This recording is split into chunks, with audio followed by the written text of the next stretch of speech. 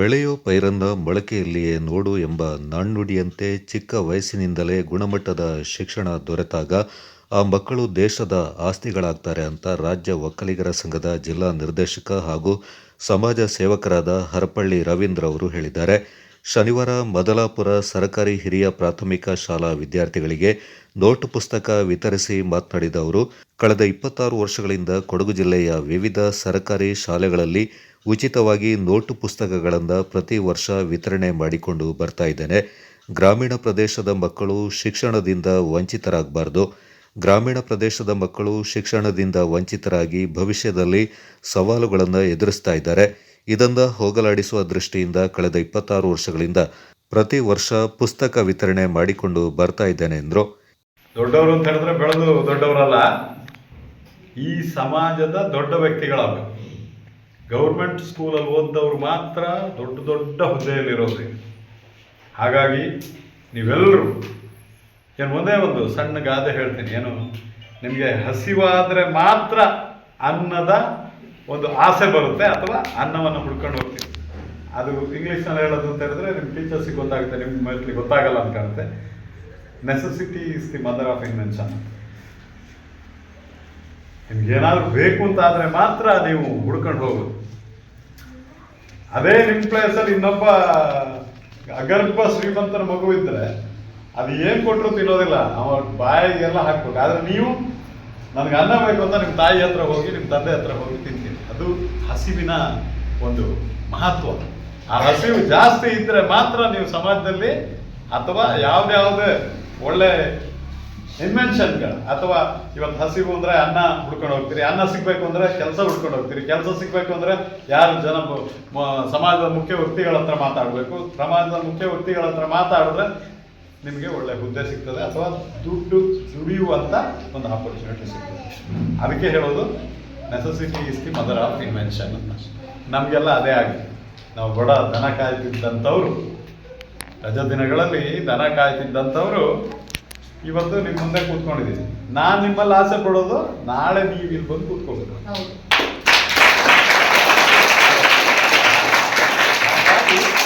ಇಲ್ಲಿ ಬಂದು ಕೂತ್ಕೋಬೇಕು ಅಂತ ಹೇಳಿದ್ರೆ ನೀವು ಇಲ್ಲಿ ಈಗ ಎಲ್ಲ ಮಕ್ಳಿದ್ದೀರಿ. ಇವತ್ತಿನ ಮಕ್ಕಳು ನೀವು ಕರೆಕ್ಟಾಗಿ ತಲೆ ತಗೋಬೇಕು. ಇವತ್ತು ಯಾರು ನಾವು ದಡ್ರಿದ್ದಂಗೆ ಯಾರು ನೀವು ದಡ್ರಿಲ್ಲ.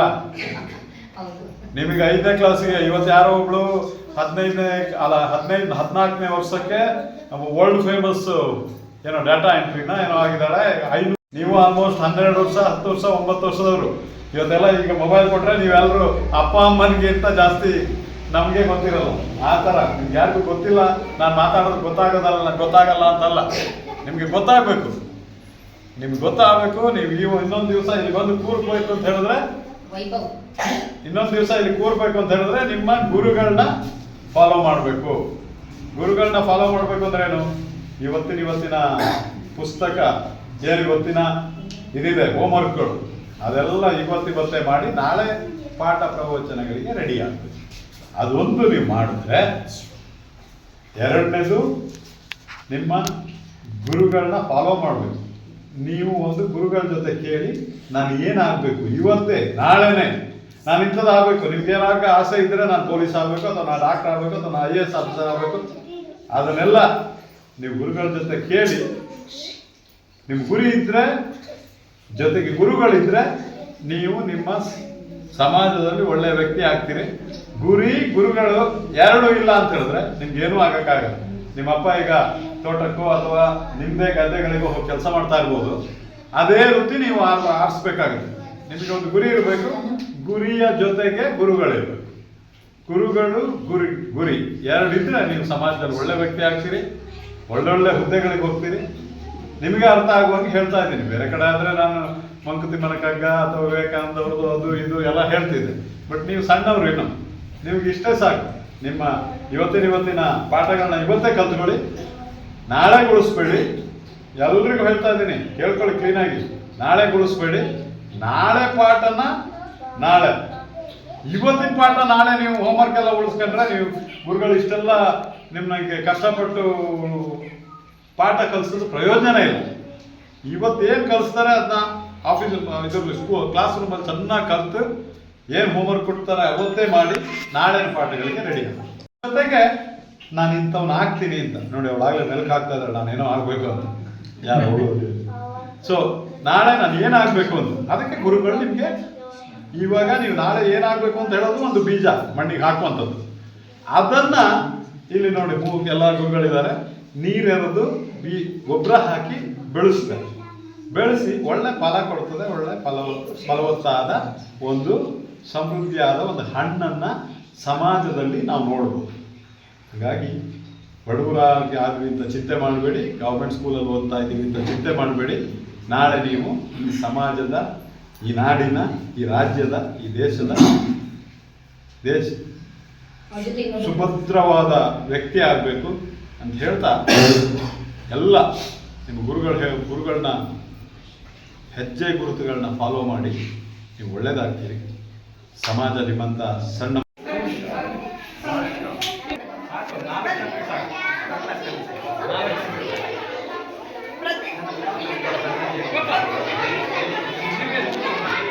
ಬನ್ನಿ ಕಡೆ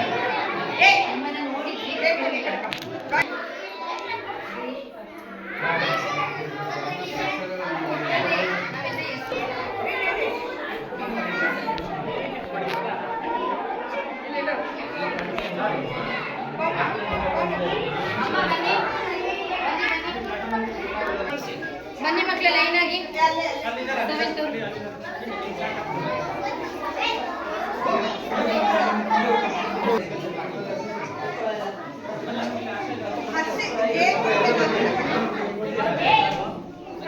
ಗಿರೀಶ್ ಕಾಟನಮನೆ ಮಾತನಾಡಿ, ಮಕ್ಕಳು ಶೈಕ್ಷಣಿಕ ಪ್ರಗತಿಯಲ್ಲಿ ಶಿಕ್ಷಕರ ಪಾತ್ರ ಹಿರಿದಾಗಿದೆ. ಪೋಷಕರು ಕೂಡ ತಮ್ಮ ಮಕ್ಕಳು ಶೈಕ್ಷಣಿಕ ಬೆಳವಣಿಗೆ ಬಗ್ಗೆ ಗಮನ ಹರಿಸಬೇಕು. ಯಾವುದೇ ಪಾಠ ಪ್ರವಚನದ ಬಗ್ಗೆ ನೋಡಿಕೊಳ್ಳಬೇಕು. ಪೋಷಕರು ಆಗಾಗ್ಗೆ ಶಾಲೆಗಳಿಗೆ ಭೇಟಿ ನೀಡಿ ಗ್ರಾಮೀಣ ಭಾಗದ ಮಕ್ಕಳು ಶಿಕ್ಷಣದಿಂದ ವಂಚಿತರಾಗಬಾರದು ಅಂತ ಹರಪಳ್ಳಿ ರವೀಂದ್ರ ಅವರು ಕಳೆದ 26 ವರ್ಷಗಳಿಂದ ಪ್ರತಿ ವರ್ಷ ಲಕ್ಷಾಂತರ ರೂಪಾಯಿಗಳ ನೋಟ್ ಪುಸ್ತಕಗಳನ್ನು ಶಾಲಾ ಮಕ್ಕಳಿಗೆ ವಿತರಣೆ ಮಾಡ್ತಾ ಇರುವುದು ಸಂತಸದ ವಿಚಾರ ಎಂದರು.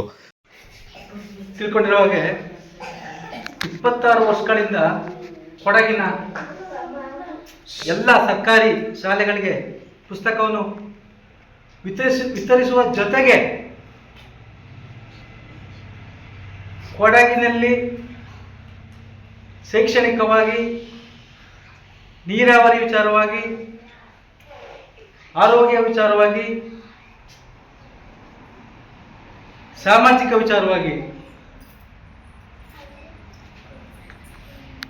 365 ದಿವಸನೂ ದುಡಿತಿರ್ತಕ್ಕಂಥ ವ್ಯಕ್ತಿ ಅಂದರೆ ಕೊಡಗಿನಲ್ಲಿ ಈ ಕೊಡಗಿನ ಹೆಮ್ಮೆಯ ಪುತ್ರ ಹರಪಳ್ಳಿ ರವೀಂದ್ರಜಿ ಅಂತ ಹೇಳಕ್ಕೆ ನಾನು ಬಯಸುತ್ತೇನೆ.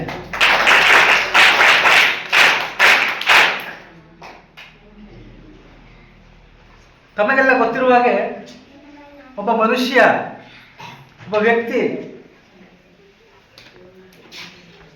ಎಷ್ಟು ವರ್ಷ ಬದುಕದ ಅಂತ ಹೇಳೋದು ಮುಖ್ಯ ಅಲ್ಲ, ಅವರು ಹೇಗೆ ಬದುಕಿದರು ಅನ್ನೋದು ಒಂದು ಇತಿಹಾಸ ನಿರ್ಮಾಣ ಆಗಬೇಕಾಗ್ತದೆ.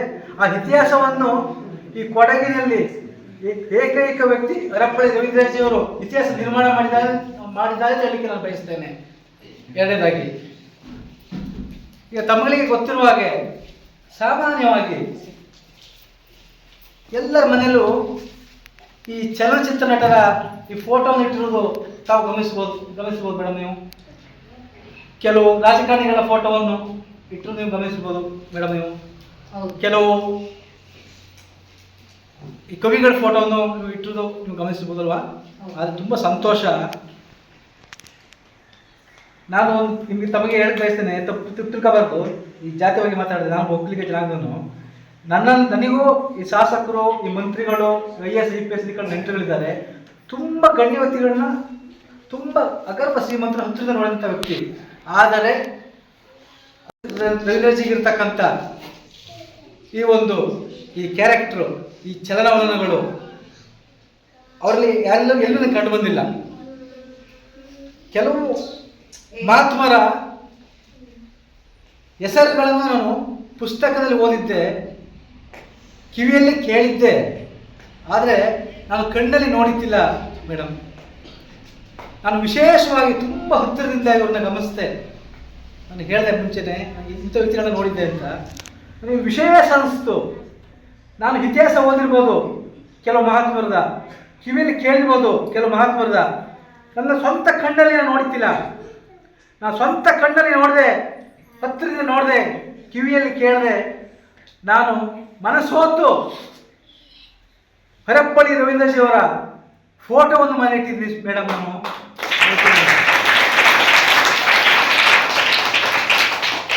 ನನ್ನ ದೇವರ ಮನೆಯಲ್ಲಿ ದೇವರ ಫೋಟೋ ಮಾತ್ರ ಇದೆ.